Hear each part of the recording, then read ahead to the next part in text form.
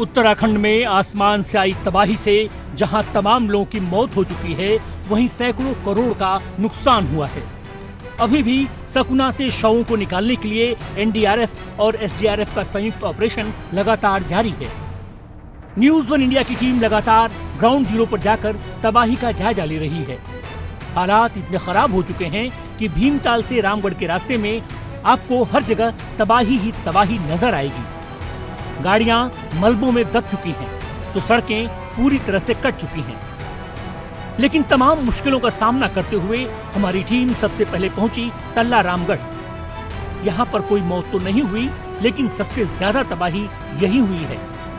घर के घर तबाह हो गए हैं। नदी ने अपनी जलधारा बदल दी है। जहाँ कभी घर थे, वहाँ अब नदी बह रही है। घर, मकान, दुकान सब कुछ बर्बाद हो गए हैं। तल्ला में उस रात तबाही का मंजर क्या था, खुद सुनिए पीड़ितों की जुबानी। रामगढ़ तल्ला में सब कुछ तबाह हो गया। आप इस देखिए, ये जो पूरी नदी की जलधारा आपको दिखाई दे रही है, दरअसल यहाँ पर कभी मकान हुआ करता था। नदी पीछे से होकर के बहती थी, लेकिन जिस तरीके से जो सैलाब आया, उस सैलाब ने न सिर्फ नदी की पूरी जलधारा को बदल दिया, बल्कि सब कुछ नेस्तनाबूद कर दिया। अब जरा ये तस्वीर देखिए, किस तरीके से पूरे के पूरे घर धराशायी हो गए। इन छतों को देखिए कैसे धराशायी हो गए। ये मकान, ये पूरे जो मकान थे, ये ध्वस्त हो गए। दुकानें पूरी ध्वस्त हो गई। हर तरफ आपको सिर्फ और सिर्फ तबाही दिखाई देगी, बर्बादी दिखाई देगी। और सबसे बड़ी बात यह है कि इस नदी के जलधारा ने दोनों तरफ के हिस्से को काट दिया है। अब देखिए किस तरीके से लोगों ने फौरी तौर पर जुगाड़ करके ये पूरा लकड़ी रख करके ये पूरा जुगाड़ बनाया है, ताकि नदी से किसी तरीके से पार किया जा सके। अगर हमें उन प्रभावित इलाकों में जाना है, तो उसके लिए हमें यहाँ से इसको पार करके जाना पड़ेगा, और उसके बाद आगे के उन तमाम इलाकों में जाएंगे। हम चलते हैं और जरा जानने की कोशिश करेंगे कि एक चीज़ ये बताइए, पुल आप लोगों ने बनाया है? ये वैकल्पिक है, खाली तख्ता लगा। वैकल्पिक ये खाली तख्ता लगा। हमें जाने दीजिए, आप फोटो खींचने के लिए बताइए। आप क्या है यहाँ पर जो है, बताइए, आप लोगों ने तैयार किया है? जी हाँ, ये वैकल्पिक अभी खाली ये पट्टा लगाकर ये बनाया है हमने। ये वैकल्पिक आर पार करने के लिए। अभी पानी कम हुआ है थोड़ी बहुत, तो इसमें कोई रास्ता नहीं है यहाँ और से? रास्ता कोई भी नहीं है सर, चारों तरफ ये पानी। बिल्कुल, तो एक बड़ी आबादी इस नदी के इस पार यहाँ पर फंस गई। यहाँ पर जबरदस्त तबाही हुई है। तो इसको दिखाने के लिए हम लोग इस पुल को पार करके आगे चलेंगे और दिखाएंगे कि आखिर कितने भयावह हालात हैं और किस कदर यहाँ पर बर्बादी और तबाही हुई है। रात तकरीबन 2:30 बजे जब सब गहरी नींद के आगोश में थे, तभी एक जलजला आया, और वो जलजला ऐसा था कि सब कुछ बहाता हुआ चला गया। जरा ये तस्वीर देखिए, ये तस्वीर देखकर आपके रोंगटे खड़े हो जाएंगे। आप किस तरीके से पूरा जलजला आया और कैसे पूरा का पूरा ये मकान, ये जो नीचे की बेस है, बुनियाद ही पूरा जो है ये जलजला उखाड़ता चला गया। ये जो जगह जहां पर इस वक्त हम लोग कदम ताल कर रहे हैं, दरअसल ये पूरी जगह, यहाँ पर जो है मकान थे, यहाँ पर वो जगह थी, और ये पूरे मकान, इस मकान में अब देखिए, इस मकान की स्थिति देखिए क्या हुई है। इस मकान में किस तरीके से ये पूरी नीचे की नींव बुनियाद फाड़ दी। किसी को समझने का वक्त ही नहीं मिला कि आखिर वो कैसे बचे या फिर कैसे कुछ चीजों को निकाल सके। ऐसे में सबसे पहले लोगों ने अपनी जान बचानी आई। रात में 2:30 बजे किस तरीके से जो है यहाँ पर लोग अपने बच्चों को, अपने परिवार के लोगों को लेकर के भागे, किस तरीके के वो हालात थे, वो अपने आप में बेहद ही डरावने। अब जरा इस तस्वीर को देखिए, ये सामने पूरी तस्वीरों को देखिए, ये सामने पूरे घर हैं। यहाँ पर जो है इन घरों को देखिए, ये जो पूरे आपको घर दिखाई देंगे, पूरी तरीके से ये घर जो है यहाँ पर जमींदोज हो गए हैं, पूरे खत्म हो गए। यहाँ पर जो इनका नामो निशान है घरों का, वो ही हट गया। आप देखिए किस तरीके से मलबे को साफ करने का काम, मलबे को इधर आप आइए, इधर एक मिनट, इधर आइए। ये आप देखिए किस तरीके से मलबे को, ये आपका घर है? जी हमारा घर है ये यहाँ पर। तो ये पूरा, आप लोग यहाँ सामने आइए, जिस वक्त आप लोग जो है ये पूरा जलजला आया, उस वक्त तो जाहिर सी बात है 2:30-3 बजे रात में आया, सब लोग सो रहे होंगे। 2:30 बजे रात सब लोग सोए थे। बड़े मुश्किल से हम लोगों ने इधर जी ये हिम्मत जुटाई, एक दूसरे की चेन बना के। हम सब पड़ोस में जितने भी लोग थे तो सारे 8 महीने का बच्चा भी था और 90 ईयर्स की ओल्ड दादी भी थी इस वाले घर में थी, और यहाँ 75 ईयर के मेरे पिताजी।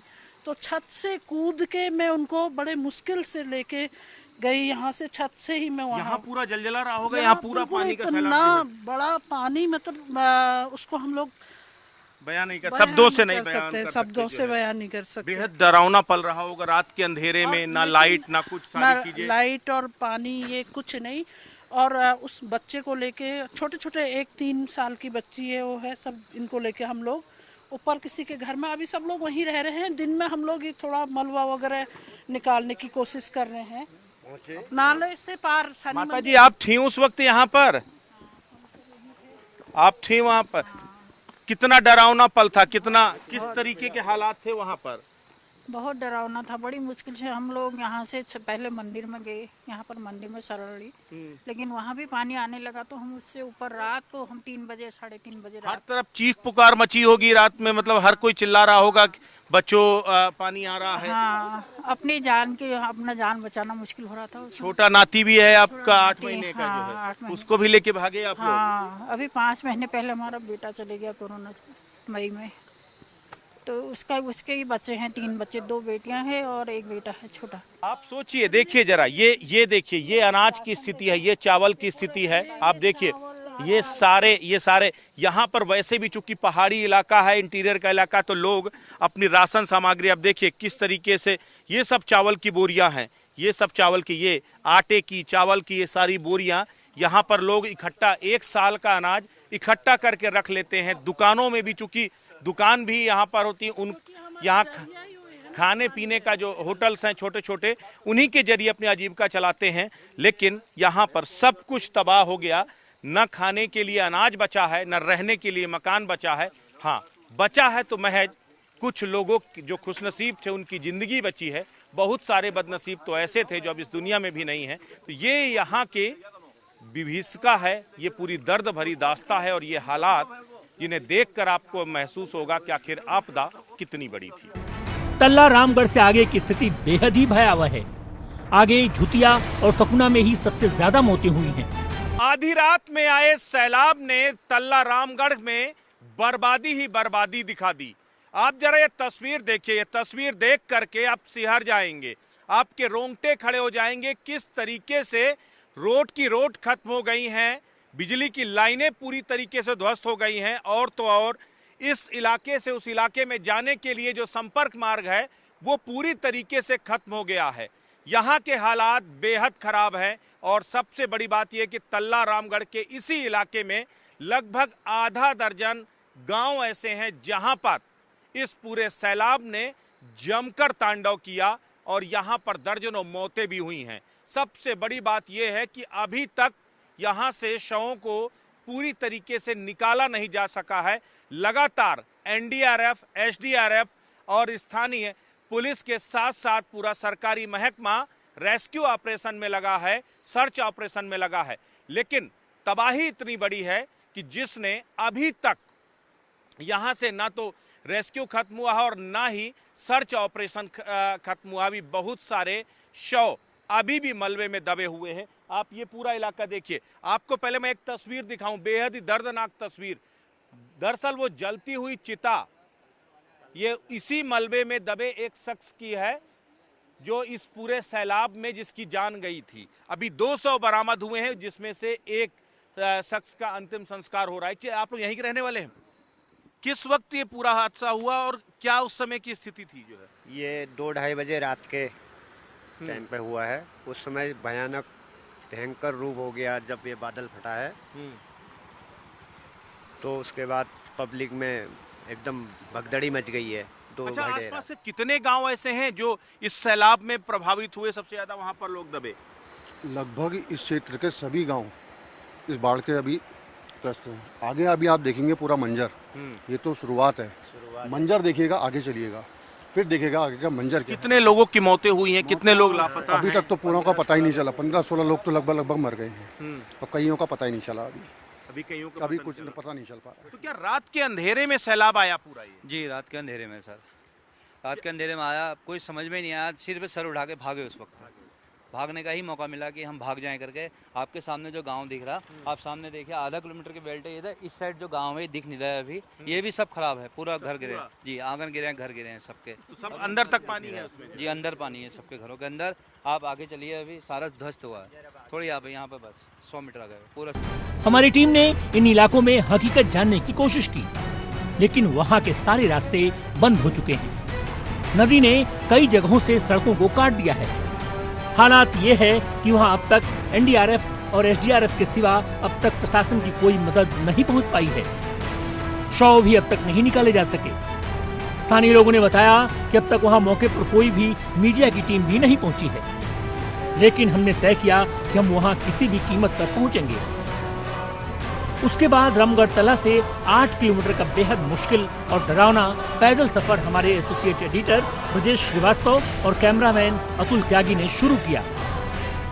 8 किलोमीटर का पैदल सफर तय करके आखिरकार हम सकुना पहुंच गए हैं। सकुना वो जगह है जहां सबसे ज्यादा मौतें हुई हैं। दरअसल ये जो सड़क का काम चल रहा था और सड़क के काम के लिए ही यहाँ पर जो है बिहार और नेपाल से आई हुई जो मजदूर थे वो यहाँ सकुना में यहाँ रुके हुए थे और यहाँ पर जिस वक्त सैलाब आया उस सैलाब ने सभी को यहाँ पर बहाता ले गया और पूरे मलबे के ढेर के नीचे दब गए। आपको जरा वो तस्वीरें, दरअसल कुछ तस्वीरें आपको विचलित कर सकती हैं। इन तस्वीरों को अब देखिए। यहाँ पर इस समय जो रेस्क्यू चल रहा है वो रेस्क्यू ऑपरेशन चलाया जा रहा है और उसके बाद जो है यहाँ राहत बचाव कार्य के यहाँ मलबे में शवों को ढूंढने की जो कवायद है वो की जा रही है जो है। तो वो यहाँ पर जो है एनडीआरएफ, एसडीआरएफ के जवान हैं, लोकल पुलिस के जवान हैं, स्थानीय प्रशासनिक अधिकारी हैं, वो सारे लोग यहाँ पर मौजूद हैं और इस वक्त जो सर्चिंग का काम है वो चल रहा है। जरा इन तस्वीरों को देखिए, आपके रोंगटे खड़े हो जाएंगे। किस तरह से पहाड़ों पर चढ़कर नदियों को पार करते हुए हमारी टीम पहुंची सकुना। वहां की तबाही और मंजर देखकर हम सिहर गए। एक के बाद एक शव एनडीआरएफ के द्वारा निकाले जा रहे थे। ऑपरेशन लगातार जारी है। एसडीआरएफ भी लगातार मोर्चा लिए हुए है। देखिए क्या कहा एसडीआरएफ के इंचार्ज ने। न्यूज़ वन इंडिया इस वक्त पहुंचा है ग्राउंड जीरो में, सुकना में। सुकना वो जगह है, आप मेरे पीछे देखिए, जहां पर अभी भी पूरे इस सैलाब के 3 दिनों बाद भी यहाँ पर अभी सर्च और रेस्क्यू ऑपरेशन दोनों चल रहे हैं। और सबसे बड़ी बात यह है कि एसडीआरएफ और एनडीआरएफ की टीमें लगातार मलबे से लोगों को तलाशने की कोशिश कर रही हैं। अभी यहाँ पर 5 डेड बॉडी अभी तक निकाली जा चुकी हैं। अभी इसमें कई लोगों के दबे होने की संभावना है और उनको खोजने के लिए लगातार यहाँ पर जो है एसडीआरएफ और एनडीआरएफ की टीमें काम कर रही हैं। हमारे साथ इस वक्त एसडीआरएफ के हेड कांस्टेबल हैं लाल सिंह जी। लाल सिंह जी, एसडीआरएफ घटना के बाद से मौके पर पहुंच गई थी, एनडीआरएफ की टीम भी यहां पर है। किस तरीके से आप लोगों ने अभी तक ये पूरा जो है सर्च ऑपरेशन चलाया? सर, हमारी जब कल टीम यहां पहुंची थी तो गांव वालों ने बताया कि यहां पर स्लाइडिंग हुई और लगभग 9 मजदूर 10 मजदूर इसके अंदर थे और 9 मजदूर उसमें दब गए और एक मजदूर अभी जो है घायल है और ठीक है थोड़ा, लेकिन 9 लोग इसमें दब गए। जी, क्या कुछ और लोगों को आइडेंटिफाई किया गया है कि किस जगह पर हो सकते हैं या कहीं कुछ उम्मीद लगी है कि कोई बॉडी दिखाई दे रही है? नहीं सर, अभी बॉडी तो इसमें दिखाई नहीं दे रही है, लेकिन जो व्यक्ति इसमें से एक घायल व्यक्ति बचा हुआ है उसके द्वारा बताया गया कि जो हमारे साथी सोए हुए थे वो उस साइड ही सोए थे। इस वजह से हमारा सर्च ऑपरेशन लगातार उसी तरफ सर्च ऑपरेशन चलाया जा रहा है। सबसे बड़ी बात यह है कि ये कितना टिपिकल टास्क है। अगर मैं थोड़ा सा इस टास्क को समझना चाहूँ तो ये कितना टिपिकल टास्क है आप लोग के लिए? किस तरह का ऑपरेशन है चला रहे हैं? सर, इसमें सबसे ज़्यादा जो दिक्कतें आ रही हैं हम लोगों को, क्योंकि ये पूरा मकान के अंदर मलबा घुसा है। अगर हम नीचे काम कर रहे हैं तो उसमें ज़्यादा दिक्कत ये है कि मकान गिरने का डर लग रहा है। लगातार हमारे साथ जेसीबी और ये एनडीआरएफ हम लोग साथ में सर्च ऑपरेशन चला रहे हैं और तो पहले जेसीबी के द्वारा लैंडर को गिरा रहे हैं ताकि सर्च ऑपरेशन में वो हमारे ऊपर गिरे ना। और अच्छा, सबसे बड़ी बात है, क्या किसी के जीवित होने की भी संभावना है क्या कोई? नहीं सर, क्योंकि इसको आज 3 दिन घटना घट चुके हैं तो जीवित होने की कोई संभावना नहीं है। जीवित होने की संभावना नहीं है। तो अब ये है कि बस डेड बॉडी रिकवर करना ये प्रायोरिटी है। हाँ, फिलहाल सर हमारा उद्देश्य है कि सभी बॉडियाँ बरामद हो जाएं। जब तक ऑपरेशन चलता है कि तब तक हम लोग सोच रहे हैं कि लगातार सारी बॉडियाँ रिकवर हो जाए। मुश्किल टास्क है। इस पूरी आसमान से आई आपदा ने यहाँ पर जबरदस्त तबाही आई। यहाँ सड़क के काम के लिए यहाँ पर जो मजदूर थे वो यहाँ पर रुके हुए थे। उन्हें क्या मालूम था कि आज रात में जो सो रहे हैं वो सुबह कभी जगेंगे नहीं। आप यहीं के रहने वाले हैं? मैं यहीं का रहने वाला हूँ। जी। सबसे पहले यह दुर्घटना मैंने देखी। जी, आपने देखी दुर्घटना? मैंने दुर्घटना देखी, मैंने एक आदमी भी बचाया है। आप उसका इंटरव्यू ले सकते हैं। जी। मेरे घर पे है वो आदमी। ओके। और हमने अभी तक सेवा की है। आपको आज कैसे पता क्या उस वक्त जो है जब आप मौके पे पहुंच गए थे क्या? मैं जब घर से क्या नाम है आपका? मेरा कृष्णानंद शास्त्री, जी। ग्राम शकुना। तो जब मैं सुबह 5:30 बजे उठा तो मुझे ये मकान जो है तिरछा लगा। तो मैंने अपने बच्चों से कहा कि चलिए देखते हैं वहाँ। तो हम लोग आए तो एक बाहर निकला हुआ था, बाकी सब दब चुके थे। तो अब आप सोचिए इससे ज्यादा दर्दनाक और क्या होगा कि जिस शख्स ने अपनी आंखों के सामने अपने 9 साथियों को मरते हुए देखा हो, उसके साथ क्या बीत रही होगी। लेकिन वो खुशकिस्मत इंसान है कि उन 10 लोगों में से एक वो जीवित बच गया। और उन्हें जीवित बचाने में इस शख्स की, जो यहीं रहते हैं, इनकी एक बड़ी भूमिका थी। क्योंकि जैसे इनको पता चला, मानवतावश वो मौके पर आए और जब देखा तो एक व्यक्ति कराह रहा था और उसको इन्होंने उस मलबे से निकाला। लेकिन बाकी लोग पूरी तरह मलबे में जमींदोज हो चुके थे, ऐसे में उन्हें नहीं खोजा जा सका। बेहद ही दर्दनाक हादसा, दिल को दहला देने वाला। और सही मायने में जो प्रकृति का कहर है वो यहाँ पर सुकना में आकर के आपको दिखाई देगा कि किस कदर बर्बादी इस पूरे इलाके में प्रकृति ने बरपाई है। सकुना में एनडीआरएफ को भी शवों को खोजने के काम में लगाया गया है। देखिए क्या कहते हैं एनडीआरएफ के इंस्पेक्टर राजेश कुमार सिंह। लगातार सर्च ऑपरेशन चल रहा है, शवों को तलाशने की कोशिश की जा रही है। एनडीआरएफ के इंस्पेक्टर राजेश कुमार सिंह इस वक्त हमारे साथ हैं। राजेश जी, एनडीआरएफ का ऑपरेशन 24 घंटे लगभग हो गया चल रहा है, किस तरीके की स्थितियां हैं इस वक्त? बड़ा पत्थर से ये सारे लोग दब गए थे, तो क्या उस पत्थर को निकाला जा चुका है क्या? नहीं, अभी पत्थर को नहीं निकाला गया है। पत्थर को निकालेंगे थोड़ी देर में। जैसे ये 2 जेसीबी काम करिए, ये मलबा बहुत ज़्यादा मात्रा में है और इसी मलबे के पास में ही, गेट के पास में ही सारे की सारी बॉडी हमें मिली है। तो यहाँ गेट के पास जो हाँ इसका मतलब उस पत्थर से क्या आगे आकर के मलबे में जो है दब चुकी थी? हाँ, मलबे में ही दबी हुई थी बॉडी, पूरी मलबे में ही सारी की सारी बॉडियाँ दबी हुई थी। तो अब हमारा नेक्स्ट ऑपरेशन जो होगा वो बड़े पत्थर को हटाने का ही होगा। चुनौती है क्योंकि जिस तरीके से अंदर मलबा है, अंदर मलबा निकालने के लिए मशीनों को ले जाते हैं तो ऊपर से बिल्डिंग कोलैप्स कर सकती है जो है। तो ये टास्क काफी टिपिकल है। आप लोग नहीं, हम लोग देखते हुए चल रहे हैं ना। जैसे हमारे पास जितने भी रेस्क्यूअर हैं, जैसे 4 काम करते हैं तो 3-4 उनके देखभाल में होते हैं, सेफ्टी ऑफिसर के तौर पे होते हैं। खुद मैं भी होता हूँ। बिल्कुल। तो क्या होता है, अगर कुछ भी होती है एक्टिविटी, अगर हल्की सी भी हलचल होती है तो पूरे टीम को वहाँ से वापस बुला लिया जाता है कि ताकि वहाँ से कोई और नुकसान ना हो हमारे रेस्क्यूअर्स को। बहुत बहुत शुक्रिया। तो बिल्कुल अभी एक चुनौतीपूर्ण टास्क है। अभी तक 5 डेड बॉडी बरामद की जा चुकी हैं, एक को लोकेट किया जा चुका है, यानी कुछ देर में एक बॉडी और निकाली जा सकेगी। लेकिन अगर उसके बाद और बॉडी नहीं मिलती हैं तो ये माना जाएगा कि शायद नीचे नदी में, मलबे में और 100 हो सकते हैं। तो उसके लिए फिर आगे सर्च ऑपरेशन चलाना होगा। तो एक चुनौतीपूर्ण टास्क है। लेकिन एनडीआरएफ और एसडीआरएफ जानी इसीलिए जाती हैं, इस तरह की प्राकृतिक आपदाओं में देवदूत बनकर के काम करते हैं। और लगातार 24 घंटे से ये ऑपरेशन चल रहा है और एक के बाद एक शवों के निकलने का सिलसिला भी लगातार जारी है। रात 2:30 बजे अचानक आए सैलाब ने कई जिंदगियां छीन ली। सकुना में बिहार के 9 मजदूरों की मौत हो गई, जबकि इन्हीं का एक साथी किसी तरह अपनी जान बचाने में कामयाब रहा। लेकिन उसने इन 9 लोगों को अपनी आंखों के सामने तड़पते हुए दम तोड़ते देखा। हमारी टीम ने इस शख्स से एक्सक्लूसिव बातचीत की। देखिए, जो कुछ उसने कहा वो सच में रोंगटे खड़े कर देने वाला था। रात के अंधेरे में जब आप गहरी नींद के आगोश में रहे हों, उस वक्त एक सैलाब आता है और वो सैलाब आपके 9 साथियों को आपके सामने ही लील लेता है। आप सोचिए कि जिसकी आंखों के सामने 9 मौतें हुई हों, उस शख्स की स्थिति क्या होगी। लेकिन वो खुशकिस्मत इंसान भी है जिसने इस सैलाब में खुद को बचा लिया। न्यूज़ 1 इंडिया पर एक्सक्लूसिव आपको उस शख्स से हम मिला रहे हैं जो उन 10 मजदूरों में से एक था जो जीवित बचा है। लेकिन बदकिस्मती उसके 9 साथी अब इस दुनिया में नहीं है। क्या नाम है आपका? राजन शाह। राजन, कहाँ के रहने वाले हो? नेपाल का। नेपाल के रहने वाले हो। वहां पर जिस वक्त ये पूरा सैलाब आया उस वक्त तुम लोग जग रहे थे, सो रहे थे? सो रहे थे सब। सो रहे थे। तो अचानक सोते सोते जो है सैलाब आया?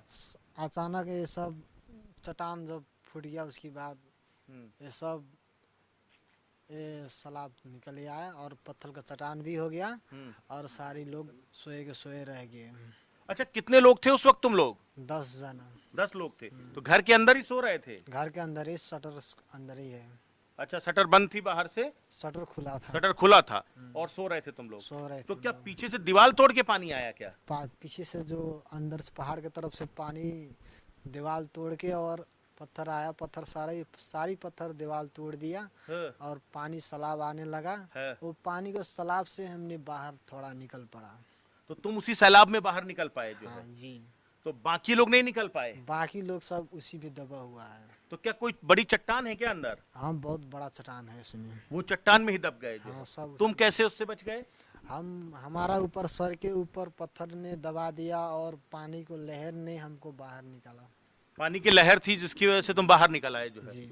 तो तुम्हारे कहाँ कहाँ चोटें आई जो है? सर में और सीने में और ये जांघे में और ये पैर का सब जितना है ये सब नुकसान सब चोटें आई जो? चोट तो तुमने अपनी आंखों के सामने उन सब लोगों को, वो चिल्लाते रहे होंगे, कराहते रहे होंगे, कुछ चिल्ला भी नहीं पाए? चिल्ला भी नहीं पाए और ना कुछ भी बोलने का मौका भी नहीं मिला है उन लोगों का और बाहर निकलने को भी मौका नहीं मिला है। 5 सेकेंड और 10 सेकेंड के अंदर में सब मलबा रूम के अंदर भर पड़ा, पूरा भर गया जो है, निकल पता। अगर पानी ना होता तो पत्थर दबा गया होता। हाँ। पानी के बहाव से पत्थर थोड़ा हिलता डुलता रहा जो है। पानी को जो बाहर से जो हम लोग को पत्थर इधर उधर हिलता रहा था और पत्थर आगे तरफ चल पड़ा और पानी को लहरों का नहीं होता तो हमको उसी वक्त वहीं पे हम लोग सब जना साफ हो जाते।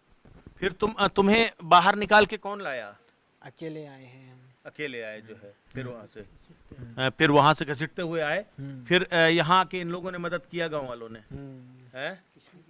जोशी जी ने हमको और कपड़े दिए और कपड़े दे के और बहुत 4-5 दिन हमको ये सब इज्जत किए और डॉक्टर मेडिकल सब किए हैं। उसके अलावा हमको शास्त्री जी हमको भी बहुत मदद किए हैं। अच्छा, रात में सोने से पहले तो किसी को कोई इल्म नहीं रहा होगा कि यहाँ पर इस तरह का सैलाब भी आ सकता है? बहुत सारी बातें घर परिवार की सब सोचते रहे होंगे कि कैसे करना है, क्या करना है?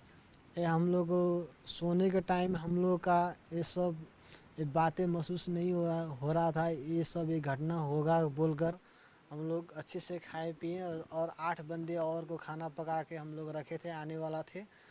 उन लोग भी पैर रास्ते में गिर पड़ा, उन लोग रास्ते सब टूट पड़ा था, इसलिए उन लोग नहीं आ पाए। इसलिए हम, वरना वो भी, उनकी भी यही स्थिति हो गई होती, उन लोगों को भी यही स्थिति होती। और मालिक जो था नैनीताल चला गया था, उसके बाद मालिक भी नहीं आ पाया। न तो इस मकान के आपको अंदर 18-19 लाश मिली होती। अभी 9 लोग जो है। अब इनके घर वाले जो है, आपके घर वाले कोई आए हैं यहाँ पर? हमारे घर वाले अभी नहीं आए हैं। प्रशासन ने कुछ मदद किया? कुछ तुमको अभी तक कुछ राहत दिया? कुछ राहत नहीं दिए हैं, प्रशासन की तरफ से कोई मदद नहीं मिली? नहीं मिली। आज इलाज किसने कराया? जोशी जी ने कराए हैं। अच्छा, शास्त्री जी ने जो है? शास्त्री जी ने। बिल्कुल। तो ये वो शख्स है, आप सोचिए कि कहता है कि अगर ये आपदा कुछ देर बाद आई होती, यानी कि रास्ते में चूंकि बारिश इतनी तेज थी कि यहाँ आने वाले जो 9-10 और लोग थे वो नहीं आ पाए, अन्यथा यहाँ पर 20 से ज्यादा डेड बॉडी मिलती। बेहद ही दर्दनाक ये स्थिति है, दर्दनाक ये पूरा ये दास्ता है और इसे शब्दों में बयां कर पाना असंभव है। बहरहाल शवों को निकालने के लिए अभी भी सर्च ऑपरेशन जारी है। रामगढ़ से कैमरामैन अतुल त्यागी के साथ ब्रजेश श्रीवास्तव की रिपोर्ट।